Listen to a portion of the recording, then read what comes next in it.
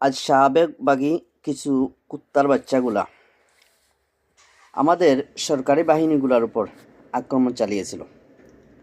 এদের কিছু বেহায়াপনা এবং কিছু বদমাইশি, এই বদমাইশি করার জন্য স্বাধীনতা এর দাবিতে ওরা বিক্ষোভ করেছিল, এমনকি প্রধান উপদেষ্টা কার্যালয়ে মুখী রওনা দিয়েছিল।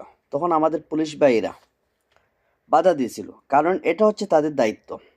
চেইন অফ কমান্ড, এটার মানে কি? এটা হচ্ছে যে উপরের মহল থেকে যখন নির্দেশ দেওয়া একজন আইজিপি অথবা পুলিশের একজন অফিসারের তরফ থেকে, যখন কনস্টেবল এবং যারা পুলিশে যারা অন্যান্য অফিসাররা তার নির্দেশ পালন করে, তখন যেই হোক না কেন, অপরাধকারী যেই হোক, তাদেরকে অবশ্যই পুলিশ দমন করবে। এতে যদি তার নিজের ভাই হয় অথবা সন্তান হয়, তাতেও সে কিন্তু বাধ্য।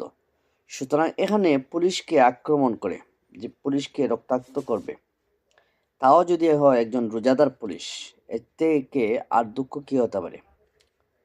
আপনারা অবশ্যই দেখছেন, পুলিশ মার খাওয়ার পরেও যখন তাকে হাসপাতালে নেওয়ার জন্য অনেকে বলছিল, তখন উনি হাসপাতালে যাননি। বলছে ইফতারের পরে যাবে, তার মানে উনি হাসপাতালে গেলে হয়তো ইঞ্জেকশন দিবে, সেলাইন দিবে, রোজা ভেঙে যাবে। দেখেন কতটুকু একটা তাকওয়া, পরেজগার, ন্যায়পরায়ণ একজন পুলিশ অফিসার। আর এই রকম লোকের উপর হাত উঠিয়েছে কিছু কুলাঙ্গারের দল।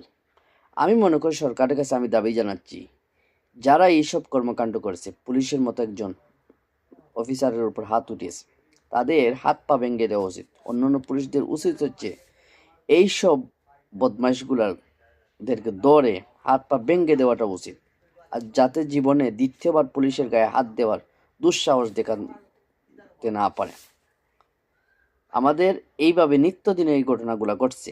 আমাদের পুলিশ, র্যাব এবং সেনাবাহিনীর গায়ে পর্যন্ত হাত দিচ্ছে। কত বড় দুঃসাহস! এত বড় দুঃসাহস পেল কোথায়? এই কুলাঙ্গারের দল দিন দিন এরা সাহস পাচ্ছে শুধুমাত্র আমাদের অতি নমনীয়তার কারণে। সুতরাং এটা জনগণ, সরকার এবং সরকার আইনশৃঙ্খলা বাহিনী যৌথভাবে এইসব আওয়ামী ফেসিবাদের দোসরদেরকে দমন করতে হবে। এটা সবার, আপনার আমার সবার দায়িত্ব।